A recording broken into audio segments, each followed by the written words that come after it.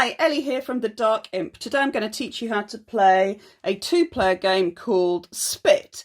Well, when we used to play it, we called it Slam, but I think Spit is the more common name for it. Okay, so this player opposite me, you have to sit opposite when you're playing this game. This player opposite me is already set out, and I'm going to show you how to set out for the beginning of a round. So you start, you have half the pack each.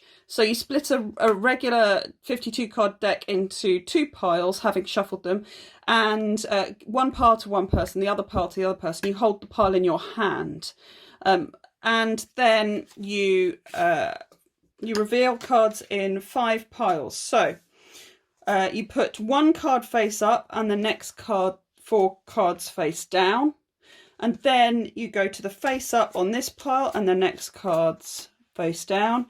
Face up here, face down, face up, face down, face up. So you've got 5 piles.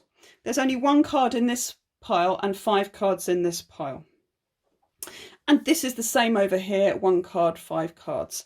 Now, this is a speed game and everybody plays at the same time. So you do not take turns. So it's actually quite hard for me to show you this.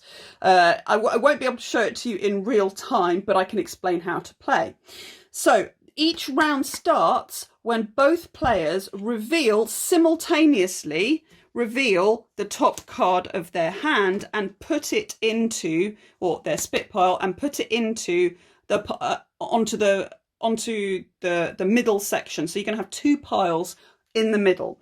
You hold your cards, your hand, your spit pile in your hand all the time, face down, and that has 2 purposes. First of all, it allows you to take cards from it very quickly if you need to flip another one up in the middle, but also it reminds you cannot use one of your hands to put cards out. So I've got to only use one hand to put cards out. That sort of restricts your movement. Okay, because it's a speed game. Right, so you're using these 2 piles in the middle as foundations to build up or down on. We're not worried about the suits in this game at all. We're only looking at the numbers. You can put a 7 or a 9 on an 8. You are not allowed to put an 8 on it. You can put a 4 or a 6 on a 5. You are not allowed to put a 5 on it. So I could, for example, put this 4 on, turn this card up, put this 3 on. Now, and obviously at the same time, this player is going to be playing as well, although actually they can't do anything right now. And I can see that. They can't put any of these cards out on these piles. They're stuck.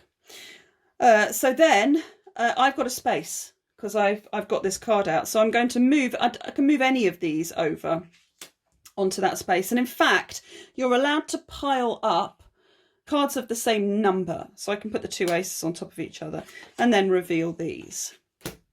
Now I can go there to a 2 and then I can put an ace on. I can't put both aces on. I can move this over. And now look, this player can start to play. They can put the king, the queen, the jack. They could choose then whether to put the king or the jack on. They can put the 10 on. So this, I'll still be playing while all this is happening. So now they're in full flow, right? And they can carry on like that. And I'm going to carry on as well. And we keep playing exactly like this. So now we've got 2 8s. Nobody can put anything on it. Nobody's got a 9. Nobody's got a 7. So now we have to go back to our spit piles and we say 3, 2, 1, spit. And that happens at the same time. And then we continue from there. So we've got things like this happening. Oh, I could have probably played before because I could have put those 2 5s on top of each other. And these can go, etc., etc. And over here, what have we got? Yes, we can put the 10 and then the jack. Can't put the jack straight on it. And then we can put the 7 and the 6. And as you can see, we're getting fewer and fewer cards here. Oh, can't put anything else out there.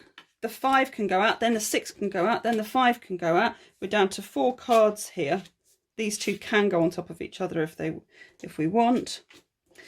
Oh, and look, we can put the 4, the 3, and then we can put the 2, the 3, and this person's still playing, the 2 and the ace. Now, when you get when one player gets their last card out, both players can rush to slap or slam one of the piles.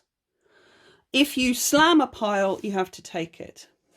It doesn't matter if it's not you, the player here, that has got out. You can be the player that hasn't got out. You can still go to slam a pile. And what you're trying to do is you're trying to slam the smallest pile. Actually, these two piles are really similar. I slammed that one. I take those cards. I put them at the bottom of my deck, and then I'm going to shuffle. This player then is left with the other pile, and they do the same. They shuffle their cards, I shuffle my cards, and we do another round. The aim is to get all of your cards out. So you want to be the first player to get all of your cards out. So of course, that's why you want to slam the smallest pile. But I like the fact that you don't have to have had all the luck that round. You don't have to be the one to get all your cards out to still have a quick reaction and slam a pile. You could slam a better pile. But you do still pick up all your cards from in front of you and put them at the bottom of your pile as well. Shuffle, play again, and you keep going until one player's out of cards. In the last round, it might not be the last round. It might end up being you might end up playing a while after that. If you've got only a few cards left, for example, let's say in one round, this player over here has a big stack and you've got a small stack here, you're going to deal out as many as you can, make these face up, and this is going to be your starting setup. You're still, and the other player does the same and puts one card face up in the middle. We all build up on that. You're going to try and build up on that card, see what you can do. Look, that's because I haven't shuffled. I didn't shuffle. I just put these cards. I shouldn't have done that. I should have done that and that and that. But yeah, I just picked the cards up. I didn't shuffle them, and that's why you need to shuffle in between rounds. And then when one player is out of cards, let's say this one goes and I'm out of cards, you can slap the table, and that means you don't take any cards. So whilst there's only one pile, you can either slap that pile, you take those cards, or you slap the table, you take no cards, and that's how the game ends.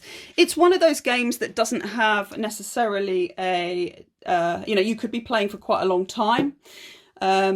Because you can win for a bit and then lose for a bit.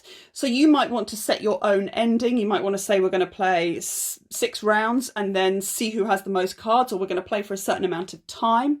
If it becomes obvious that one player is really much more speedy than the other, you can handicap the other player. You can give them some sort of something they have to do each time before they're allowed to put a card down, or you can require them to have 6 piles instead of 5, or something like that, so that you're making it just slightly more complex for one player if the other player is obviously going to win each time.